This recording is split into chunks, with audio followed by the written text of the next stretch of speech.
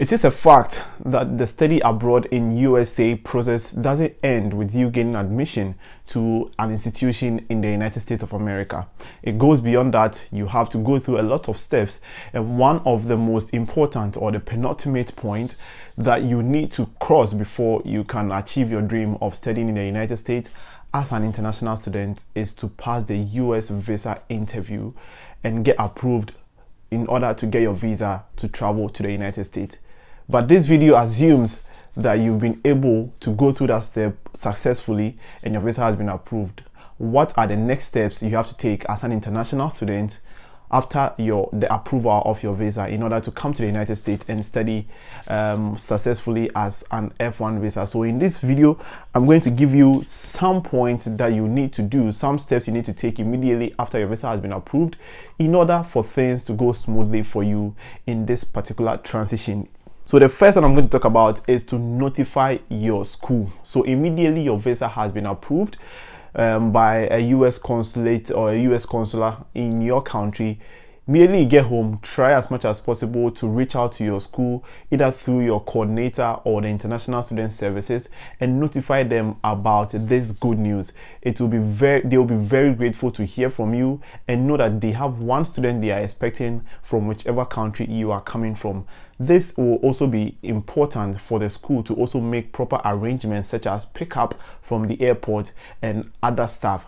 Sometimes these schools have set dates, probably 2 days out of the whole month, to make airport pickups. So immediately you inform them, they can add you to that schedule and pick you up from the airport. So this is very important. This is one of the most important steps you have to take after your visa has been approved. Doing this would go a long way to help you and help your school make your transition a successful one. So after telling your school about your approval and informing them about the success in your visa interview, the next thing to do is to look out whether your school has any requirements you need before you can step foot on campus. Some of these requirements may be probably making a deposit of your first semester tuition fees, or maybe some medical tests such as MMR and other scans you need to take before you get to campus. So please make sure that you get to know these things, and that is why it's very important to inform the International Student Services about your visa approval. They can help you go through these steps and make sure that you get these things before you get to the United States. Sometimes your insurance in the United States can cover for these, so there may be no need to do that in your home country. However, if your insurance doesn't cover, I would advise that you get those tests done in your home country for cheap before you set foot in the United States. The next one, that is one of the most important things that I mostly tell people I know coming to the United States, is that start making your accommodation arrangements as early as possible. Guys, this is a very important thing to do. You don't want to be stranded or be a burden on someone who is already in the United States. People can accommodate you for maybe a week or two, but what are you going to do after that? You need a safe and secured mind in order to study. If you're an undergrad coming in, most of the times the school can give you accommodation on campus. However, if you're a graduate student, a master's, PhD, doctorate, or a certificate student, most of the schools do not provide on-campus accommodations for you. So you have to make sure that you get your accommodation kind of sorted before you get here. It is rather advisable not to pay any money or sign any lease before you set foot here. But before you come, make sure that at least you've put plans in place to view a couple of apartment units before you come, or make some agreement with people, view it, know that whatever you saw on picture or on camera is what you are getting, make payments, and then move in straight away. Sometimes, most of the times, the places I recommend to people are Facebook groups. Just go on Facebook. For example, if you're in Bowling Green, just search for Bowling Green student accommodation or anything like that, and try to see if you can find some groups where students are in. Some people may be subleasing their accommodation, or some people may just be looking for roommates to move in with them. Just get it through that side and make sure that you have your accommodation sorted. Aside that, you can also look at apartments.com, you can also look at Craigslist, or you can look at other websites online. Probably I'll put the names down here for you to see, but please do make sure that you have these things before you come to campus. It's very, very important. You need a safe and a secured and a sound mind in order to be successful in your academic journey. So if you don't have it, then it's going to be a problem. So please try as much as possible to sort out your accommodation in one way or the other before setting foot in the United States. The next one, after doing all these things, I assume that you would be waiting for your passport to be ready and you notified of its pickup date or point. After all these things, try as much as possible to pick up your passport. Immediately you are notified that your visa is ready and your passport is ready for pickup. When you pick it up, the next thing to do is to book your flights.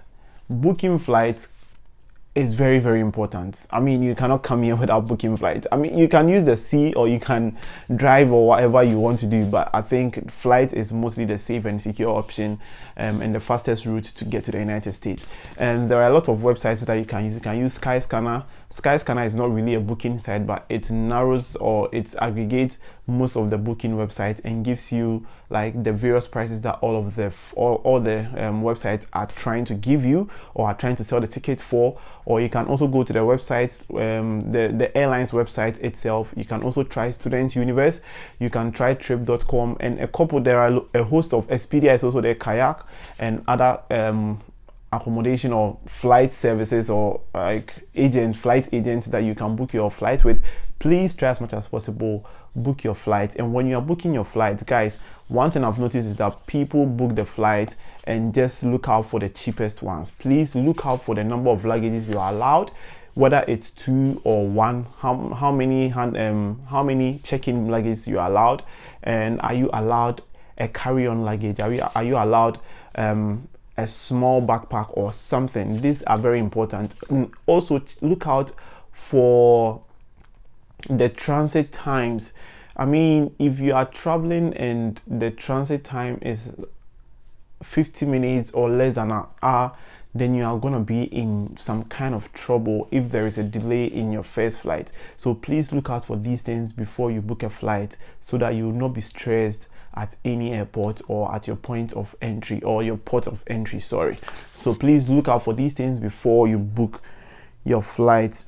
And also try as much as possible to gather all your required documents.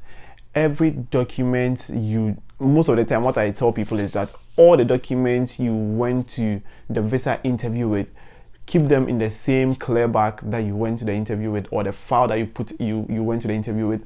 Bring them to the United States. And importantly, don't put them in your checked luggages. Put them in your carry-on or your backpack, because you will need them at the port of entry and you will not be able to access your check-in luggages at the port of entry. So you need these bags, you need these documents to be in your hand luggage or in your in your carry-on bag. Please and please again, this is a very important thing to note. Get your documents ready and put them in your carry-on bag or in your backpack so that it will be with you when you land at your port of entry. And the next one is to pack your luggages. Coming to the United States can be daunting, especially packing in itself can be daunting for students or any traveler at all, and especially coming to the United States as an F1 student. Probably you're coming to do an undergrad for 4 years, or you're coming to do your master's for 2 years or a year. To start packing your luggages as early as possible. You need a number of things in your bags. Since most of you will be coming probably in the fall semester, you will come and meet the summer weather for a bit, so you need some warm clothes, and you need some free clothes that you've been wearing. Probably if you're in Africa or you're in the tropics, you need these free clothes. I mean, t-shirts, a bit of like light clothes and stuff like that. But when you start getting into the winter, you need your warm clothes, so get as many warm clothes as possible. And also get some socks and some trousers, some jean trousers. But most importantly, what I advise people to bring, especially if you're from Africa like me and you really admire and adore your African food, please bring as many as possible. Any food that you can think of, except those that are prohibited. So if you go to the CDC website, some of these products are prohibited. I'll link these websites in the description box below, so please make sure you check it out. But if aside anything that is prohibited, like dry fish or like dry meat and stuff like that, please bring enough food. What I mostly advise people is that if you have 2 checked-in luggages, reserve one for your clothes and for food.